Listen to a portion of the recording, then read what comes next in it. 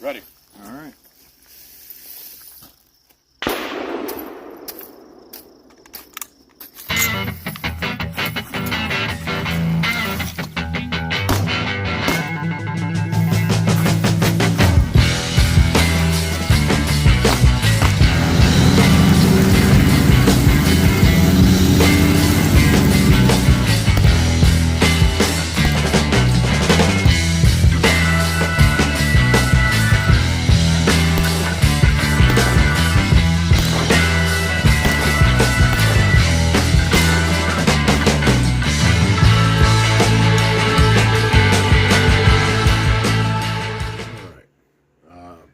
Here we go again.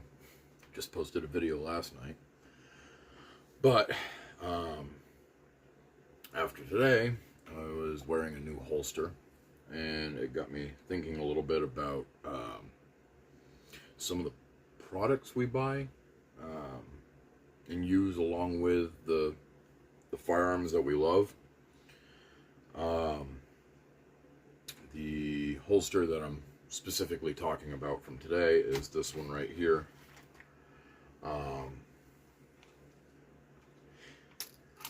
Whenever you're buying a holster, for the most part, it seems that you got to keep in mind you get what you pay for. Okay.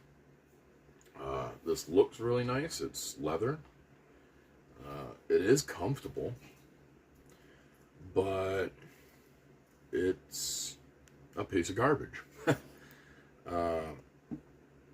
They didn't use rivets when they put it together. They used these weird screw. It's like half rivet, half screw. The back of the rivet actually threads in. And I've already had this problem once. You can see I zip tied it so I could continue to use it, because I do like carrying in a shoulder rig, and it fits really nice.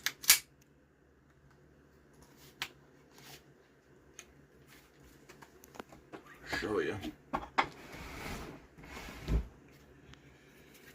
It actually fits really nice.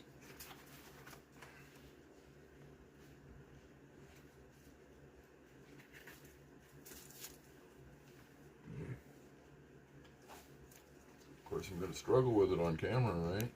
That's the way it always works. So it goes on like this, right? And this would hook to your belt down here. And this is supposed to be mounted here. Go into around your belt here. And then if you're going out trying to look snazzy or whatnot, you got a nice suit coat on or a sport jacket or whatnot, it hides it. And it's out of the way. You know, still fairly easy to get to. But when you spend $30 on something that's, you know, nice heavy duty leather like this, you probably should know there's going to be a drawback, which I had a feeling there might be, but tight on cash, you get what you can afford. This is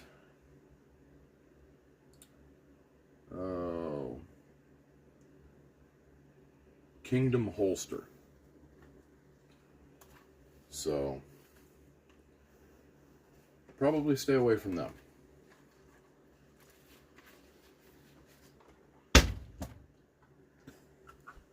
This is a nice holster. It's got nice retention on it. Nobody's gonna walk up and try to pull your gun out of your holster. It works good on the belt, you know, right here. But I actually like to carry it on this,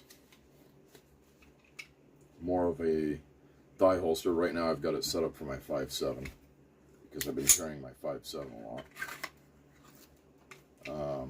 But essentially the way this one's going to work is this goes around your belt like so, right? this is going to actually come around your leg, and so you have it held in place so it's not flopping around, and this holds it up. And this Kydex holster, I mean, this thing was about the same price as that leather garbage that I threw back there. And I have it loose right now because when it's on my leg, it actually twists this in and gives it better retention. But when it's laying out flat like that, it looks like there's nothing there holding it in. But it actually stays in place really, really well. So that's the way I've got my 5.7 set up. That's my daily carry at the moment because, believe it or not, it's actually significantly lighter than the 1911. Although, you know, 45, definitely nothing to shake a stick at by any means. This I was given.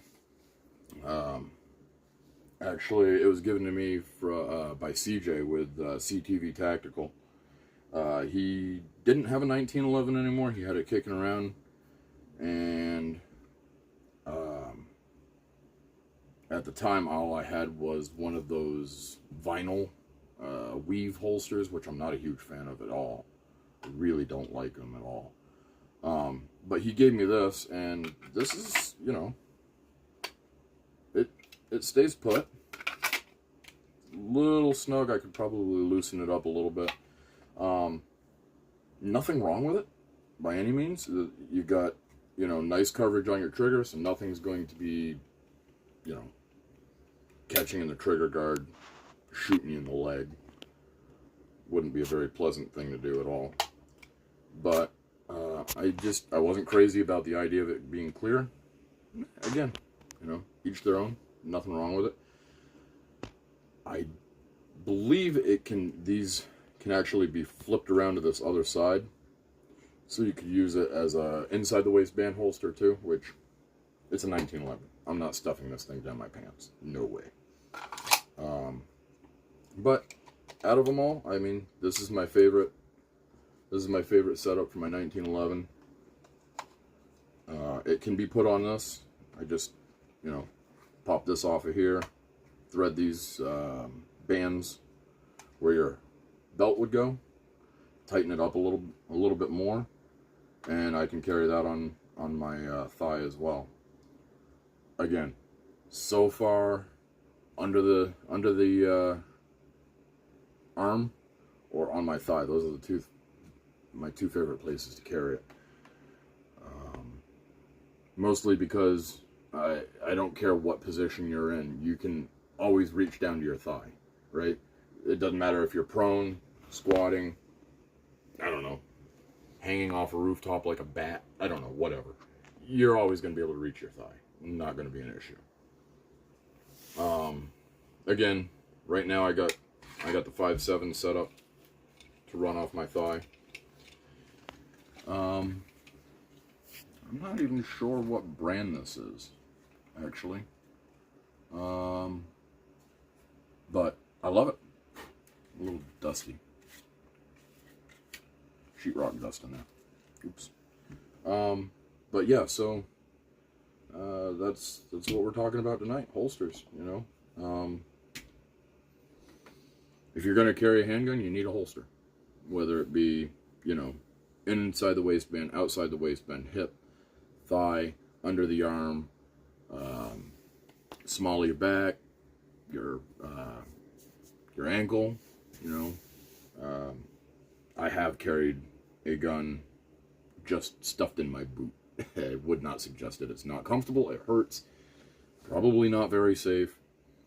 And I mean, there's a million ways you can do it. You know, it's not mysterious. It's not magical. It's not rocket science. It's having, just like anything else, right?